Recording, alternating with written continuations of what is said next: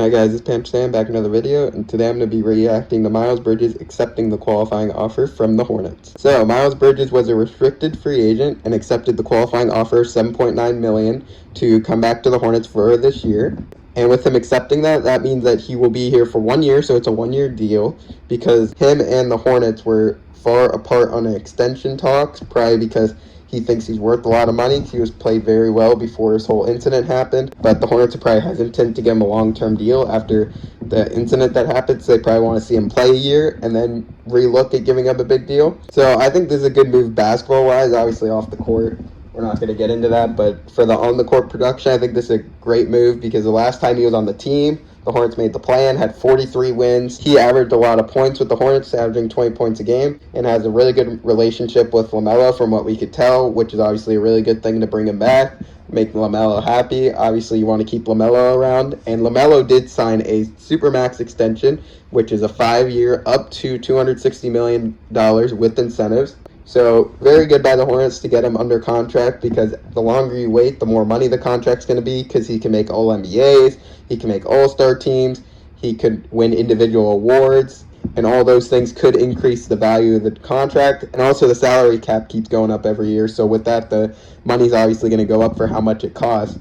So I think it was really good to get that deal done as well. So now for the Hornets, you're looking at a lineup with probably LaMelo at the point, Terry Rozier at the shooting guard, probably Brandon Miller at the 3, Miles Bridges at the 4 if they don't bring P.J. Washington back. Even if they do, they might have Washington come off the bench. We'll have to see how they work it out, or have Miller come off the bench.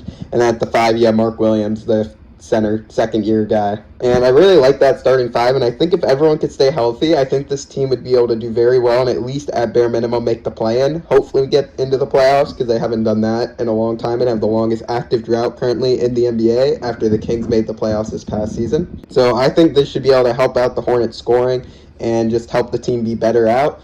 Miles Bridges will be serving part of his suspension at the beginning of this year, so he will be missing the first 10 games to serve the rest of that because he had a 30-game suspension. He served 20 of them last season, so he's going to serve the final 10 at the beginning of this season. I do think overall this is the right move by the Hornets, assuming the off-the-court stuff isn't an issue anymore, because obviously with that, we're not going to get into that. Obviously, that was not a good look, but just basketball-wise, I think this is the right move. Bring back a really good scorer and also a really good friend of the star player of this team. And the Hornets will still have a pretty good bench because you would have Gordon Hayward coming off the bench, except if he starts and then Miller comes off the bench or Bridges comes off the bench. It depends on who else they also bring in because they could still bring PJ back. He's still a free agent. Kelly Oubre is still a free agent.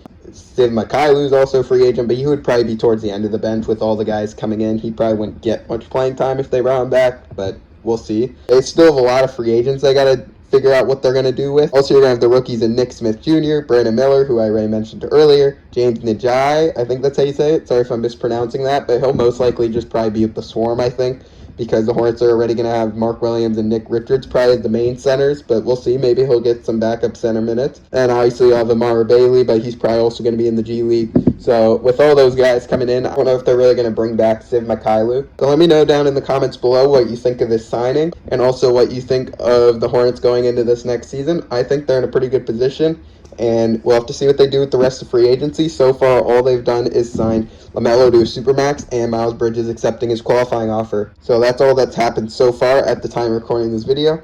Obviously, there could be something that comes out while I'm uploading this video, so if there is, sorry about that. And hopefully the Hornets are able to be better this season and end the playoff drought that they've had and haven't made it since 2015-2016. And if you haven't already, subscribe to the channel. We're just trying to grow the channel and get more subscribers. And also like the video if you haven't, because we're trying to get this video out to as many people as we can. And hopefully the Hornets will be able to bounce back this upcoming season after a pretty bad season, but they did get a good pick out of it at number 2 with Brandon Miller. Hope you guys enjoyed the video, and if you want more Hornets content, you can go to my Hornets Instagram, which will be linked in the description. And then also the Hornets will be playing their first California Classic game today, which is part of their summer league. Probably see the debut of Brandon Miller today.